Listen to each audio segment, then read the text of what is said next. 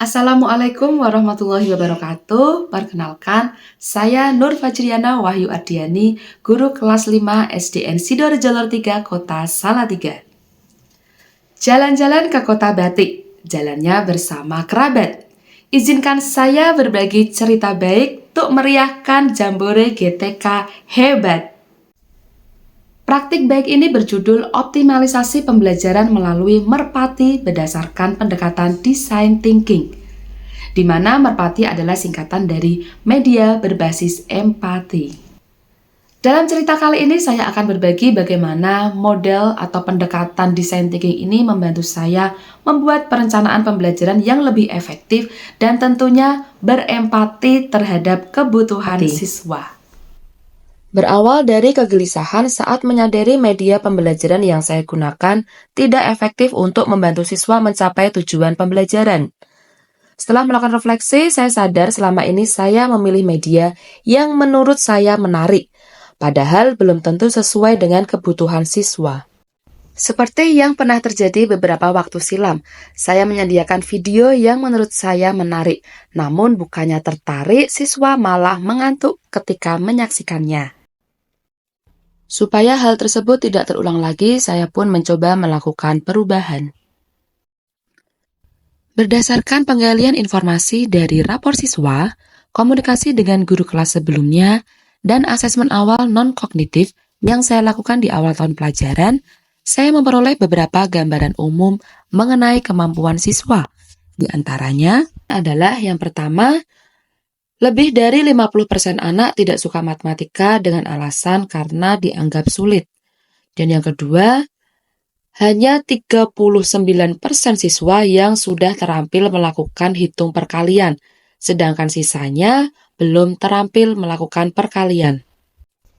Hal ini tentu menjadi tantangan bagi saya, karena di kelas 5 ada beberapa materi yang membutuhkan penguasaan hitung perkalian sebagai materi prasyarat, di antaranya KPK, FPB, operasi hitung pecahan, luas bangunan, dan sebagainya. Apalagi sebagian besar siswa mengaku tidak berminat dengan matematika, sehingga saya perlu menyiapkan media dan juga strategi pembelajaran yang tidak hanya sesuai kebutuhan siswa, namun juga bisa menarik minat siswa. Untuk menghadapi situasi dan tantangan tersebut, saya menggunakan model design thinking yang dipopulerkan oleh David Kelley. Pada intinya, design thinking merupakan sebuah pendekatan memecahkan masalah berdasarkan kebutuhan pengguna. Dalam hal ini adalah siswa. Berikut langkah-langkah design thinking yang saya lakukan. Langkah pertama adalah empathize atau berempati dengan cara mengeksplorasi kebutuhan siswa. Saya berdiskusi dengan siswa untuk mencari tahu penyebab mereka kesulitan dalam perkalian. Ternyata mereka jarang berinteraksi dengan konsep perkalian dan kurang melatih kemampuan berhitung. Dari situ saya menyimpulkan bahwa mereka perlu dibantu mengasah keterampilan perkalian dan butuh alat bantu perkalian pembagian saat mengerjakan soal KPK. Tahap kedua adalah define, atau menentukan problem yang perlu dipecahkan. Berdasarkan analisis situasi dan kebutuhan siswa, ada dua problem yang harus diatasi. Yang pertama, perbedaan keterampilan hitung perkalian antar siswa, dan yang kedua, minimnya interaksi dengan konsep perkalian. Solusinya, saya perlu yang pertama, menyusun pembelajaran berdiferensiasi, dan yang kedua, menciptakan media yang bisa meningkatkan interaksi siswa dengan konsep perkalian. Langkah yang ketiga adalah ideate atau mengembangkan ide. Untuk mendapatkan beragam ide, saya memanfaatkan bantuan ChatGPT. Supaya hasil yang diminta sesuai dengan kebutuhan siswa, maka pada prompt saya tuliskan situasi, kondisi kesiapan belajar, dan juga minat siswa. Masukan dari ChatGPT saya analisis dan pilih yang paling sesuai dengan kondisi siswa saya. Kemudian saya lakukan beberapa penyesuaian. Kemudian saya lanjutkan dengan menyusun rencana pembelajaran berdiferensiasi. Langkah yang keempat adalah prototype atau mengembangkan purwarupa. Purwarupa yang saya pilih adalah media flashcard perkalian pembagian dan papan KPK. Media ini saya pilih karena paling sesuai dengan kondisi siswa saya. Tahap yang kelima adalah tes atau mempelajari respon sasaran. Sebelum digunakan oleh siswa, saya terlebih dahulu menguji cobakan flashcard pada mahasiswa PPL untuk memastikan ketepatannya dan memperbaikinya jika diperlukan. Setelah kelima langkah design thinking terlaksana, saatnya mempraktekkan pembelajaran berdiferensiasi dan penggunaan media flashcard di kelas saya. Aska, dia berenang 3 hari sekali. Oke, Haifa berenang 4 hari sekali. Sebagai asesmen awal, saya meminta setiap siswa maju satu persatu untuk mengecek pemahaman mereka mengenai konsep kelipatan. Berdasarkan ilustrasi yang saya berikan di awal tadi. Setelah itu, siswa menyelesaikan permasalahan tentang KPK yang ada pada LKPD. Ada siswa yang mengerjakan secara mandiri dengan bantuan papan KPK atau menggunakan bantuan tabel perkalian pembagian. Ada juga siswa yang dibimbing oleh guru.